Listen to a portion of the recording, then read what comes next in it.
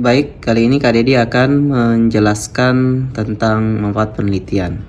Langkah umum yang biasanya dilakukan adalah mencari bab 1 dari variabel yang diteliti. Jadi variabelmu yang kamu teliti itu kamu coba cek di Google, ya, ketik bab 1, kemudian variabelnya apa, beri tahun, kemudian akhiri dengan PDF, kemudian enter. Nah, di sini Kak Dedi perlu jelaskan bahwa umumnya format untuk penulisan manfaat penelitian itu terbagi dua. Ya, ada yang memakai single narasi, jadi hanya satu paragraf saja yang ada di manfaat penelitiannya. Ya, kemudian ada juga yang dua paragraf, dua paragraf lebih. Ya, terbagi dua subpoin. Ada poin teoritis, biasanya ini satu paragraf. Ada poin praktis, biasanya ini 3-4 poin atau paragraf. Nah, contohnya sebagai berikut. Nah, oke. Manfaat penelitian yang ini terbagi dua poin. Teoritis, satu paragraf. Kemudian praktis, itu biasanya 4. Di sini cuma 2 saya lihat. Lembaga, orang tua, biasanya di sini penelitian berikutnya atau penelitian peneliti lainnya. Kemudian yang keempat untuk akademis, untuk lembaga kampusmu, ya, biasa ada juga. Jadi ini harus dilihat di skripsi yang mirip. Kak, saya mau lihat skripsi senior saya, boleh. Tapi lebih baik yang mirip supaya narasinya ini tinggal dikembangkan, ditambah, disesuaikan dengan objek penelitianmu. Oke, jadi ini yang 2 sub narasi. Manfaat penelitiannya ada 2 dan terbagi. Nah, ini ada juga Kak Dedi dapat manfaat praktis yang terdiri dari 5. Ini manfaat praktis untuk skripsi kesehatan. Jadi puskesmas, peneliti, pembaca, masyarakat, pasien. Ini 5. Tapi yang umumnya Kak Dedi banyak dapat yang 4, ya.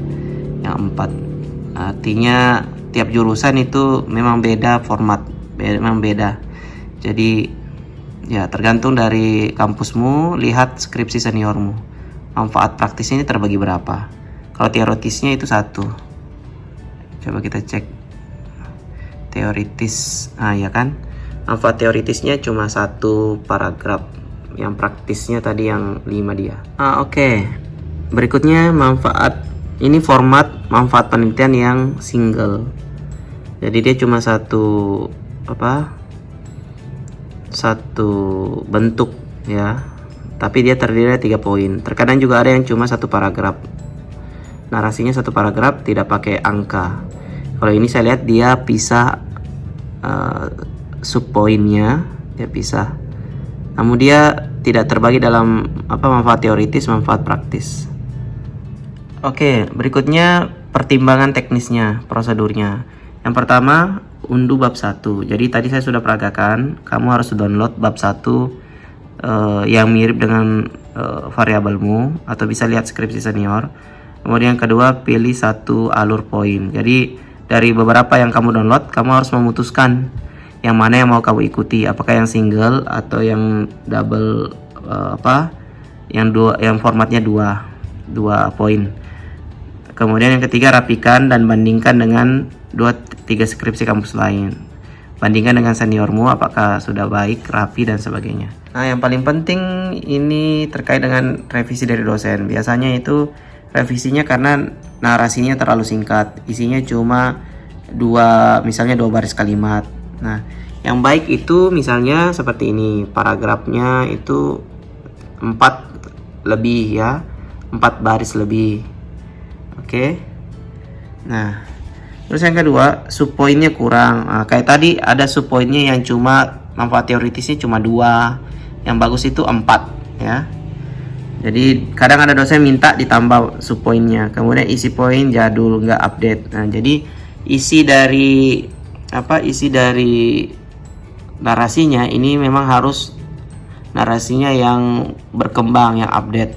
Jadi kalau mengambil alur contoh, kamu harus ambil dari karya skripsi yang terbaru, kalau bisa yang 2020, supaya kalimatnya juga sesuai dengan keadaan saat ini. Meskipun kamu tiru atau misalnya kamu kembangkan kalimatnya, itu juga berkelanjutan ya. Kemudian spasi kalimat. Nah, seperti ini spasinya 1,5. Ada juga biasa kampus spasi 2. Nah, ini tergantung dari panduan kampusmu. Itu harus kamu cek, jangan sampai salah. Kemudian penomoran salah.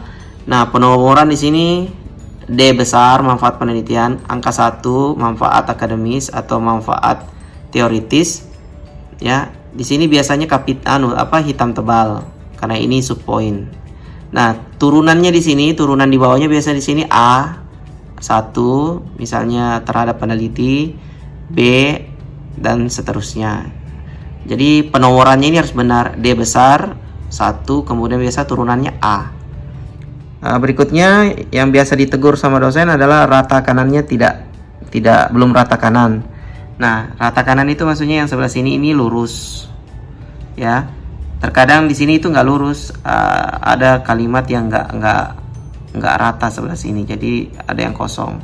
Nah, yang terakhir format salah. Misalnya kampusmu itu memakai format seperti ini, namun kamu ternyata memakai format kampus lain. Biasanya dosen meminta kamu untuk mengubahnya. Oke, cukup sekian dari Kak Dedi. Terima kasih.